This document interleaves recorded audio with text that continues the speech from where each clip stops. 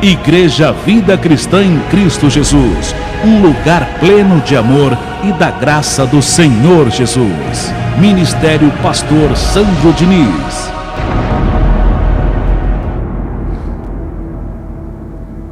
Obrigado, Deus, pelo dia de hoje, pelas palavras, pelo ensino que o Senhor tem hoje para os teus filhos, para a tua igreja amada, escolhida, predestinada desde antes da fundação do mundo. Muito obrigado, Senhor, pela glória de hoje. E eu, como filho teu, quero aprender mais e mais de ti, Senhor, para poder te servir melhor. Queremos conhecer mais e mais da tua graça, Deus, para poder te servir melhor, Pai querido, nosso Pai amado.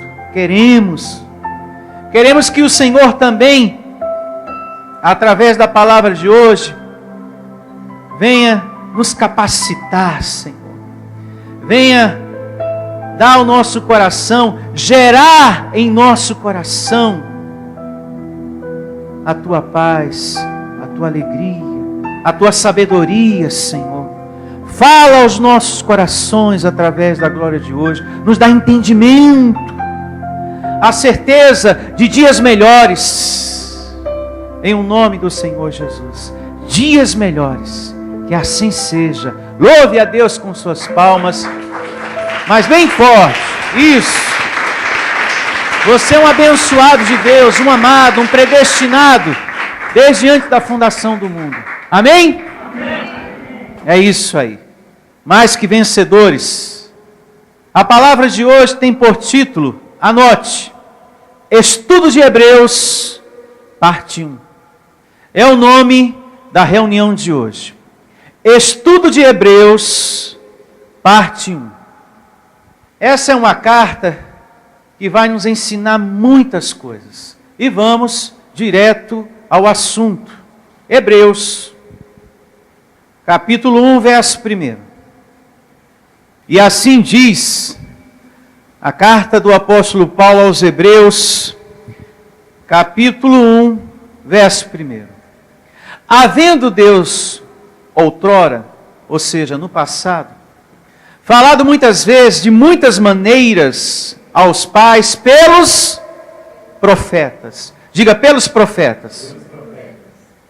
Vamos aqui explicar coisas importantes, já nesse primeiro verso. Como que Deus falava no passado? Havia Bíblia? Não. Então Deus escolhia um profeta como Isaías, Jeremias, Ezequiel, Zacarias, e falava por intermédio deles. O Espírito de Deus vinha naquele momento e eles falavam: olha, Deus está dizendo, Deus mandou falar isso para vocês, povo de Deus. Naquele tempo valia isso, porque eles falavam para o povo de Israel somente. E detalhe, as mensagens não nasciam do desejo do profeta, mas vinha do próprio Deus. Não era uma coisa que nascia da vontade do profeta. Hoje em dia, tem pessoas que se levantam aí, né?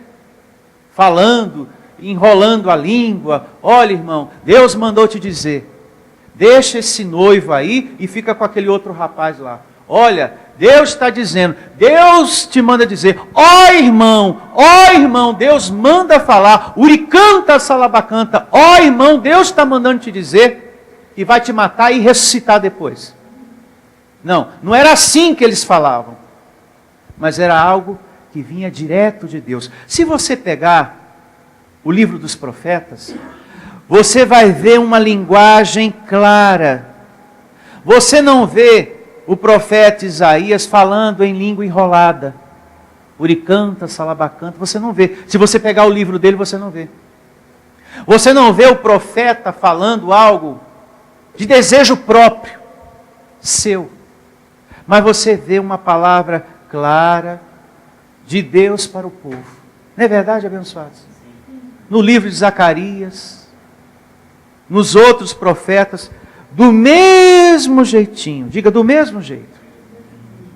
Então, antigamente, Deus falava assim, por intermédio dos profetas, não como se vê nos dias de hoje.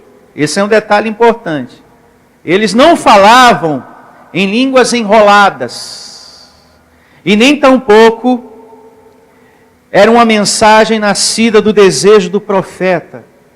Não havia, atenção igreja, não havia na profecia dos profetas essa mistura que a gente vê hoje. Línguas enroladas, unção do riso, cai, unção do leão da tribo de Judá. Ó irmão, eu estou com a unção do leão da tribo de Judá. E eis que o Senhor manda te dizer, hein? Deus vai te provar com um câncer. Fique esperto, hein? Não, os profetas não falavam dessa maneira. Então nós temos que estar muito atento à Bíblia. Amém? No verso 2, o apóstolo Paulo diz que o ensino de Jesus é superior a tudo. Diga superior a tudo. Que a Bíblia, que o Evangelho é a maior revelação, que traz a máxima revelação de Deus. O que está aqui na Bíblia é suficiente para todos nós. Através da Bíblia, hoje Deus fala com a gente. Através das palavras deixadas por Jesus, hoje Deus fala comigo e com você. Agora, antigamente não tinha Bíblia, era através de quem? Dos profetas. Que só falava somente para o povo de Israel. Detalhe importante. Seguindo, verso 2. Nesses últimos dias, nos falou pelo Filho, a quem constituiu herdeiro de todas as coisas, pelo qual também fez o quê? O universo. Então, no nosso tempo, o que Deus tem para nós está aqui na Bíblia. Tudo que Ele tinha para falar, Ele já falou por intermédio de Jesus e está aqui para nós. Ah, eu quero muito uma revelação de Deus na minha vida. Você que me ouve, leia a Bíblia. Leia a Bíblia. Porque aqui está toda a revelação do Senhor. Profecia, hoje em dia, é transmitir a palavra de Deus. Não é ficar caindo na igreja. Não é ficar, ó irmão, e ficar caindo, rodando, e falando que está com a unção do leão da tribo de Judá, não. É transmitir a palavra com clareza, para que todos entendam. Como eu estou fazendo agora. Transmitindo com clareza, para que todos entendam. E tudo já foi dito por intermédio de Jesus, está aqui, ó, para o nosso consolo, para a nossa paz, em um nome de Jesus. Muita atenção para o verso 3 do capítulo 1 de Hebreus. Ele que é o resplendor da glória, é a expressão exata do seu ser. Aqui está dizendo que Jesus é a expressão exata de quem? Deus. Diga de Deus. Porque Jesus foi o único em forma humana que transmitiu como Deus era. Como Deus é. O único em forma humana que transmitiu o amor de Deus como de fato Ele é. O único. Jesus foi a expressão exata do amor de Deus. Não existiu ninguém como Ele para falar do Pai com perfeição. Ele foi o único que falou com perfeição acerca de Deus.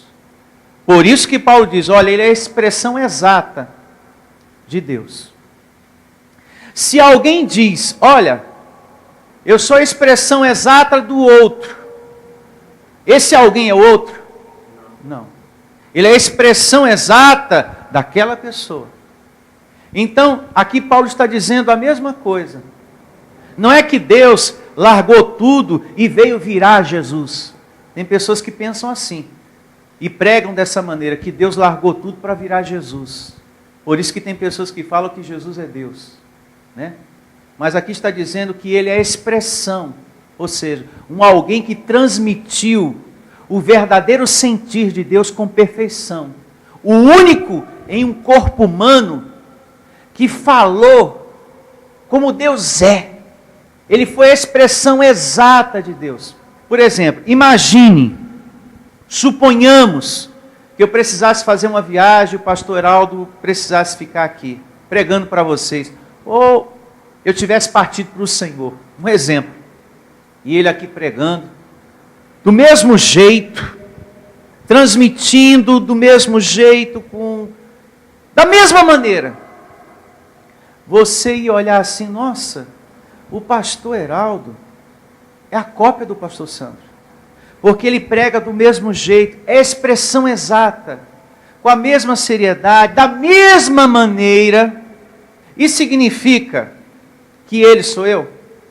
Não. Então, da mesma forma, Paulo quis explicar aqui para a igreja, Jesus, a expressão exata de Deus. Então, pelo fato do pastor Heraldo se expressar igual a mim, e falar como eu, isso não significa que ele sou eu.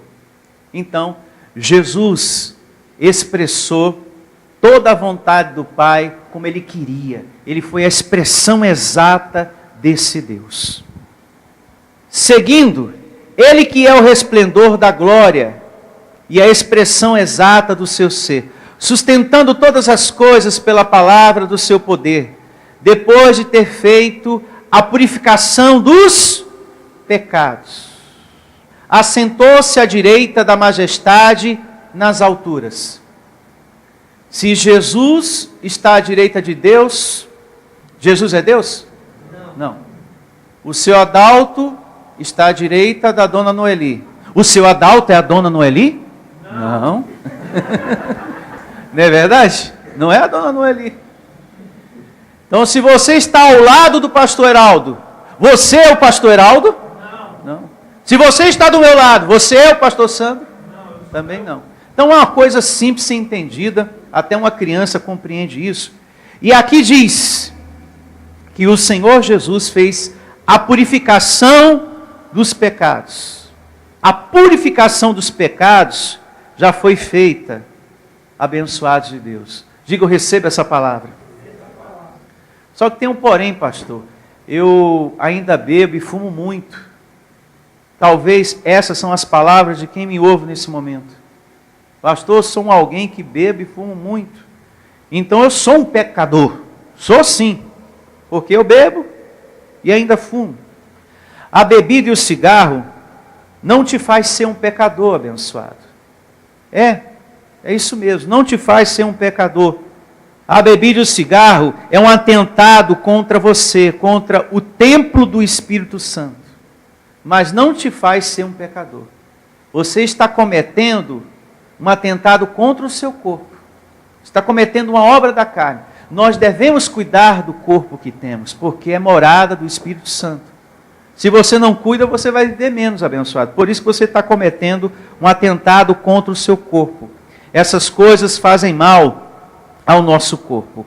O ato de salvação, o ato de justificação, foi do Senhor Jesus.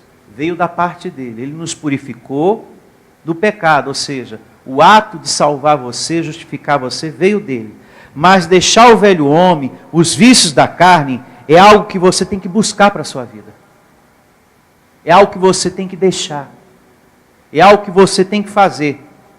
Os vícios, a mentira, por exemplo. Paulo diz que é algo que você tem que buscar para a sua vida, abandonar isso. Efésios 4, 25. Porque não é Deus que está mentindo, é você. Então quem tem que deixar isso é você. Quem tem que deixar de fazer as coisas incorretas, quem tem que deixar de andar na inveja. Para que andar na inveja, meu Deus do céu? Então se você anda na inveja, na vingança, na traição, no adultério, é você que tem que buscar deixar essas coisas. E não Deus. Lá em Gálatas 5:25 diz, se você está no Espírito, filho, procurai andar no Espírito. Em nome de Jesus. É você que tem que renunciar à voz da carne, o desejo enganoso que vem à tua mente. Diga, a carne fala.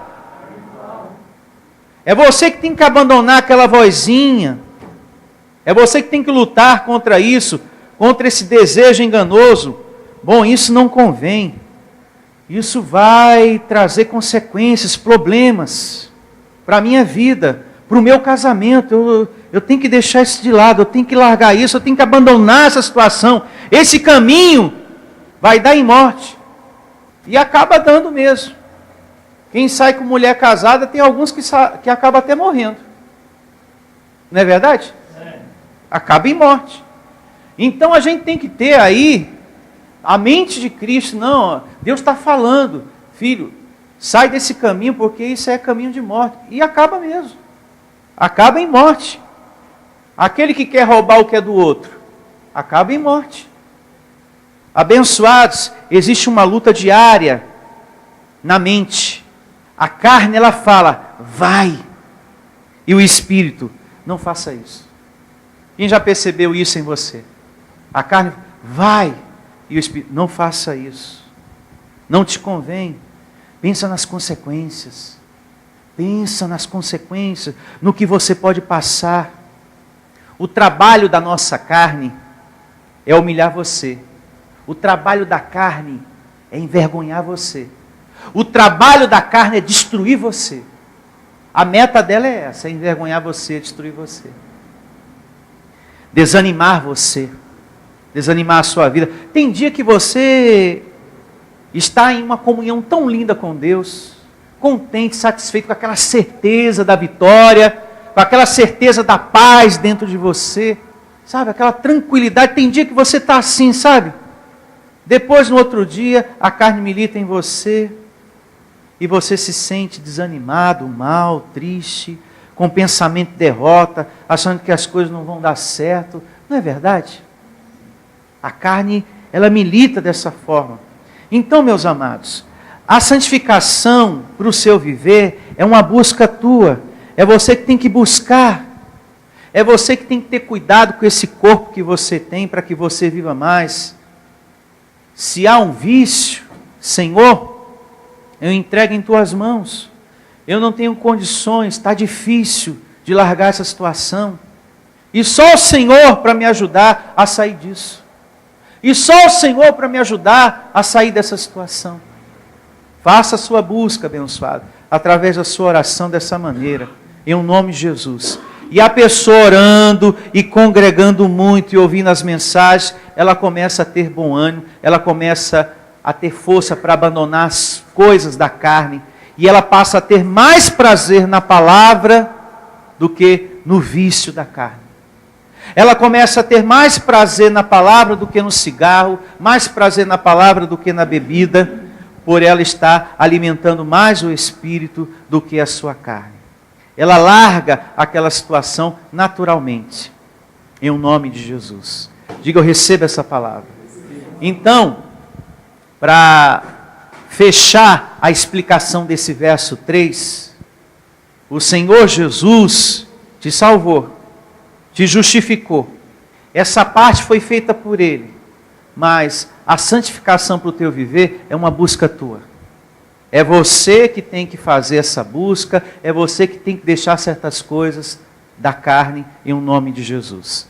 Prosseguindo, Hebreus capítulo 1, verso 4.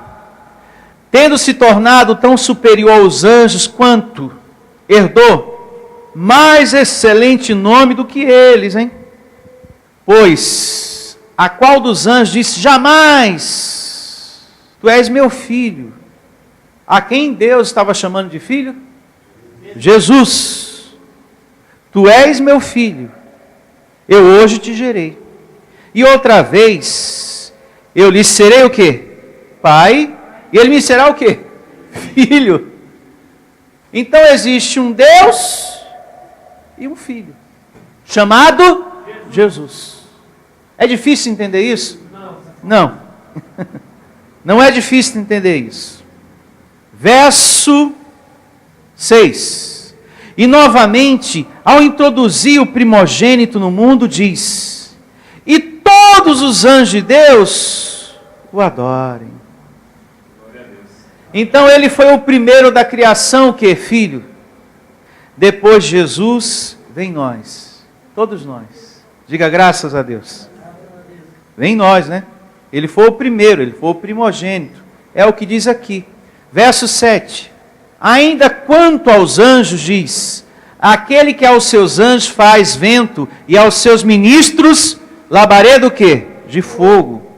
O ministro mesmo de Deus, aquele que é fiel, o servo dedicado, quando ele fala, Deus honra. Diga, Deus honra. É uma verdadeira labareda de fogo, viu? Deus honra o servo fiel, em nome de Jesus. Verso 8. Mas acerca do Filho, o teu trono, ó Deus, é para todo sempre. E cetro de equidade é o cetro do seu reino. Cetro é o quê? Bastão, diga bastão. Verso 9. Amaste a justiça e odiaste o quê? A iniquidade. Por isso Deus, o teu Deus, te ungiu. Falando aqui acerca do primogênito, falando acerca aqui de Jesus. Te ungiu com óleo de alegria, como a nenhum dos teus companheiros. Falando aqui de Jesus, o mais ungido do que todos os anjos que ele tem em seu reino, invisível, que nós não vemos com esses olhos, mas que existem para ministrarem ao nosso favor. Ainda no princípio, Senhor, lançaste os fundamentos da terra, e os céus são obras das tuas mãos. Eles pereceram, tu, porém, permaneces. Sim, todos eles envelhecerão. Qual veste? Também, qual manto os enrolarás, e com vestes serão igualmente mudados. Tu, porém, és o mesmo, e os teus anos jamais terão o quê? Fim. Esse verso 11 e 12... está falando aqui que tudo passa, menos Deus. Diga, menos Deus.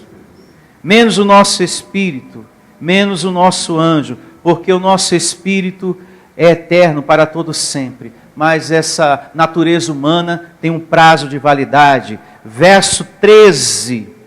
Ora, a qual dos anjos jamais disse: assenta-te à minha direita, até que eu ponha os teus inimigos por estrado dos teus pés. Já pôs, amém? Amém. Diga, o diabo e os seus demônios, que já foram destruídos. Deus, em Jesus, já nos livrou do príncipe deste mundo. O Senhor Jesus já nos tirou da servidão, da escravidão do ser chamado diabo. Hebreus 2,14 fala sobre isso, né? Esse inimigo. E também o inimigo, carne, morte. Jesus também venceu esse inimigo, porque ele morreu e ressuscitou. Jesus venceu a morte. Diga, Jesus venceu a morte. A morte não venceu ele. Assim vai ser conosco. Saindo desse corpo, você segue como anjo para o céu paraíso. Essa é uma vitória nossa também. Foi uma vitória de Jesus. Esse era o inimigo que ele precisava vencer também. Nós temos ainda uma luta diária, que é vencer esse inimigo chamado carne. Mas a morte já está vencida. Jesus nos deu esse ganho de causa. Esse inimigo já está debaixo dos meus pés, já está no meu domínio. Se você pegar o capítulo 2 da mesma carta aos Hebreus, verso 8, o que é que diz o comecinho do verso 8?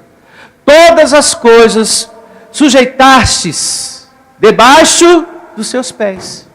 Tudo está em seu domínio. Tudo já está resolvido. Diga graças a Deus. Graças a Deus. Então aquele que está colocado à direita de Deus, Jesus, a esse foi dada a vitória sobre os seus inimigos. Todo o mal e a morte. Diga, eu recebo esse entendimento. Quando você sair desse corpo, não existe morte para o seu espírito. Porque Jesus venceu isso para nos dar também essa vitória. Verso 14. Não são todos eles espíritos ministradores enviados para serviço a favor dos que hão de herdar o quê? A salvação. Esse verso 14, quando fala espíritos ministradores, em outras partes da Bíblia, anjos, entenda. Espíritos ministradores e anjos são sinônimos. Está falando da mesma pessoa, está falando da mesma coisa. espíritos ministradores são anjos. São servidores de Deus para a nossa proteção, para o nosso apoio durante o nosso tempo de vida humana aqui na terra. Durante todo o tempo de vida humana aqui na terra, vai ter um anjo ministrando ao seu favor, em nome de Jesus. São os anjos que nos ajudam, que nos amparam, guarde isso no seu coração, e nos guardam nos momentos de tribulação. Há diferentes tipos de anjos, anjos de vários graus para nos servir. Anjos, arcanjos, querubins, serafins. Vejamos, já aqui o verso 14, o último verso do capítulo 1 de Hebreus fala acerca dos anjos. Vejamos alguns serviços de anjos na Bíblia. Abrindo a sua Bíblia aqui em Marcos, capítulo 1, a partir do verso 12, vejamos aqui o serviço angelical na Bíblia. Marcos, abra sua Bíblia em Marcos. E assim diz o livro histórico de Marcos, capítulo 1, a partir do verso 12. Olha só. E logo o Espírito o impeliu para o deserto, onde permaneceu 40 dias. Quem permaneceu no deserto 40 dias? Jesus.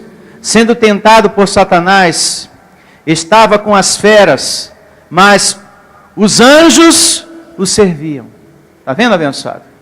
Que os espíritos ministradores existem para amparar, para proteger, para ajudar aos filhos de Deus. É isso que eu quero que você entenda. Uma outra evidência. Primeiro livro dos Reis, capítulo 19, verso 5. Vamos lá. E começa assim, o primeiro livro dos Reis, capítulo 19, verso 5. Falando aqui acerca de Elias. E a gente vai ver aqui na vida desse homem o serviço angelical. Deitou-se e dormiu debaixo do zimbro. Eis que o anjo o tocou e lhe disse: levanta-te e come. Olhou ele e viu junto à cabeceira um pão cozido sobre pedras em brasa e uma botija de água. Comeu, bebeu e tornou o quê? A dormir. Deve ser uma maravilha, viu? Uma comida, um pão cozido por um anjo, hein? Deve ser gostoso, hein? Deve ser bom, hein? Imaginou? Uma comida feita por um anjo deve ser algo maravilhoso. Você já parou para pensar, abençoado? Eu convido você a pensar. Deve ser algo maravilhoso. Uma comida feita por um anjo. E o profeta teve esse privilégio. Voltou segunda vez o anjo do Senhor, tocou-lhe e lhe disse: levanta-te e come, porque o caminho te será sobremodo o quê? Longo. Levantou-se, pois, comeu e bebeu, e com a força daquela comida, caminhou 40 dias e 40 noites. Até Horebe, o monte de Deus. Até aqui, para que você entenda o serviço dos anjos na vida de um filho de Deus. Então, quando você precisa de ajuda, os anjos te servem. Servem aos filhos de Deus. Toda vez, isso é bom falar, e eu vou te mostrar na Bíblia, toda vez que você ora por uma situação em tua vida, por um problema, por uma necessidade, quem não tem, né? Todos nós passamos por tribulações. Deus te manda um anjo para te servir. Você recebe essa palavra? Toda vez que você está naquele momento de dor, de angústia, e você, Deus me ajuda, eu não sei o que fazer. Eu já fiz tudo que estava ao meu alcance, meu Deus. Eu já não sei mais o que faço. Olha o que diz o livro de Daniel, capítulo 10, verso 12. Daniel 10, 12. E assim diz o livro de Daniel, amados. Pedras vivas, mais que vencedores. Capítulo 10, verso 12. Então me disse: não temas. Receba essa palavra também na sua vida. Não temas, Daniel, porque desde o primeiro dia em que aplicaste o coração a compreender e a humilhar-te perante o teu Deus, foram ouvidas as tuas palavras, e por causa das tuas palavras é que eu vim. Diga graças a Deus. Então, nesse verso lido aqui, a gente percebe claramente que são os anjos que trazem as respostas das nossas orações. As orações que você faz a Deus. Então veja, ele orou e o anjo, estou aqui. Por causa da sua oração, por causa das palavras que você profetizou, eu vim.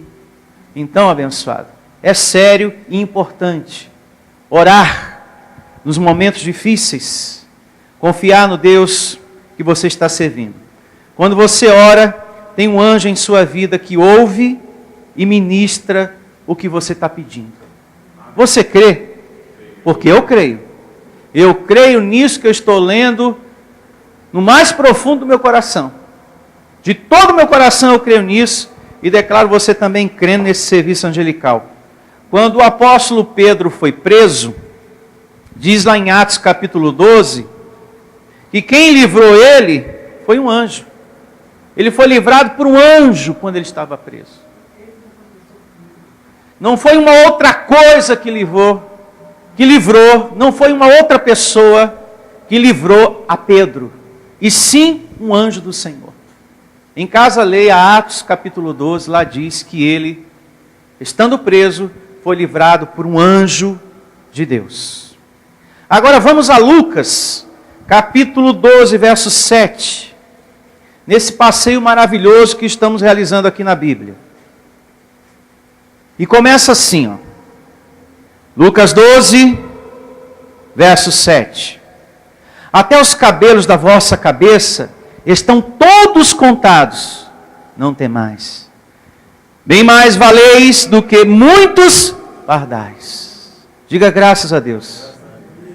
Esse verso nos ensina que tudo, diga tudo, está sob o controle de Deus. Diga toda a minha vida está no controle do Pai. Então é muito importante que você diga em suas orações, declare para você mesmo, para a sua alma, minha alma, isso é importante, você falar, tudo isso logo vai passar. Você confessar isso, minha alma, tudo isso logo vai passar em nome de Jesus. Confessar, orar como Davi orava. Ô alma, que andas assim, quietas, preocupada, Deus é soberano, Deus está no controle de tudo. Ele falava para ele mesmo, coração, né? Confiar em Deus. Declaro você realizando esse tipo de confissão na sua vida, em nome de Jesus. Está vendo? Uma pessoa que tem cada fio de cabelo contado, será que esse Deus não está vendo o que você está passando?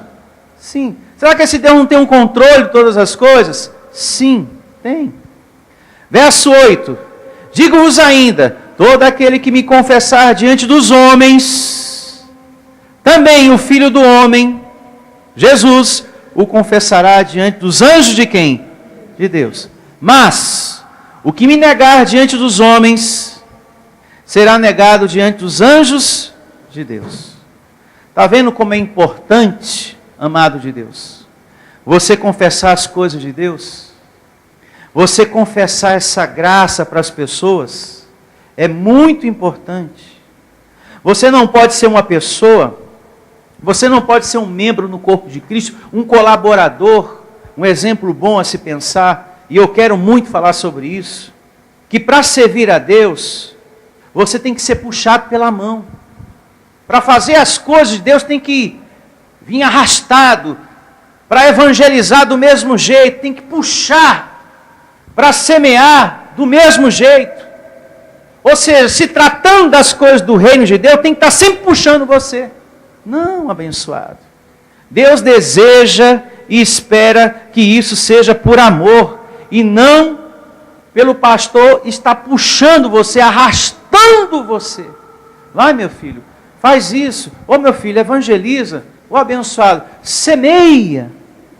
Semeia nessa obra em nome de Jesus. Semeia nesse ministério. Deus deseja que isso aconteça por amor, por zelo a isso aqui. Nós temos que exercitar a nossa misericórdia. Diga misericórdia. Você tem que emprestar o teu ouvido para os outros. Evangelize. Ouça as pessoas. ouça o sofrido, empresta o teu ouvido também, abençoado. Confessa essa graça maravilhosa, em nome de Jesus. É muito importante o cristão sair um pouquinho da vida dele, você sair um pouquinho de você e olhar para os outros, olhar para o ministério, confessar essa graça tão maravilhosa, porque antes você era um escravo da religião, hoje você é um livre. Você estava cheio de condenação, você não tinha olhos iluminados para compreender o que hoje você compreende. Cadê a gratidão? Tem que ter gratidão. Cadê o amor? Tem que ter amor. A essa graça que iluminou seus olhos em nome do Senhor Jesus. Tem que ter gratidão, abençoado. É triste para um pastor ver pessoas que você tem que puxar ela pela mão para fazer as coisas para Deus. Imagine para o dono da seara, Deus, o dono da seara, ver uma situação dessa. Você só faz, você só planta, você só evangeliza, você só fala desse Deus arrastado, puxado pela mão. Eu recebo você fazendo tudo por amor a esse Deus, por gratidão, em nome de Jesus. Por gratidão.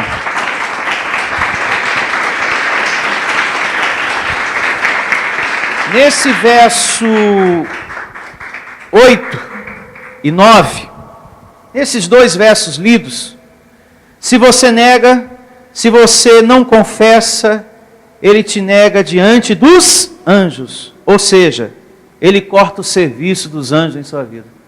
Ele não deixa de amar você. Mas se ele está te negando diante dos anjos, está cortando alguma coisa, né? Alguma coisa não vai mais funcionar ao seu favor. Agora, se são eles, os anjos que te guardam, sem eles, você perde o quê? Essa provisão. Você perde essa proteção. Você perde essa ajuda angelical, invisível, que existe a seu favor. Então você tem que confessar Jesus.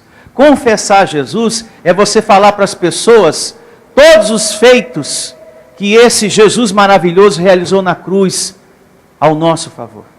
É você falar tudo que ele fez por você na cruz, abençoado. É justamente proclamar, anunciar o Evangelho. E com as conclusões dessa leitura aqui em Lucas, o que era para ser dito foi dito. Eu declaro você tendo a melhor semana da sua vida e você colocando em prática as palavras ditas hoje aqui. E você dando muitos frutos para Deus. Você confessando o reino de Deus. Você confessando o Evangelho para as pessoas.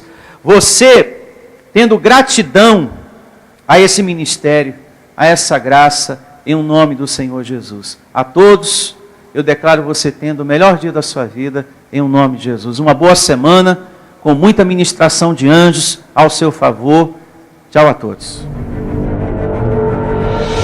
Venha conhecer a Igreja Vida Cristã em Cristo Jesus. O nosso endereço está situado na Avenida dos Autonomistas, 2247, ao lado da Ponte Metálica, no centro de Osasco. Anote os horários de nossas reuniões: às quartas-feiras às 19 horas e aos domingos às 9 horas da manhã. Igreja Vida Cristã em Cristo Jesus, a igreja das verdades que libertam. Ministério Pastor Sandro Diniz.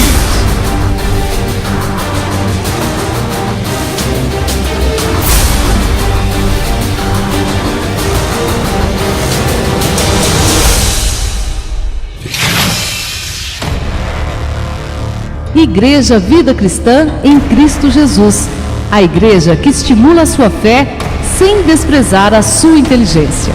Ministério Pastor Sandro Diniz.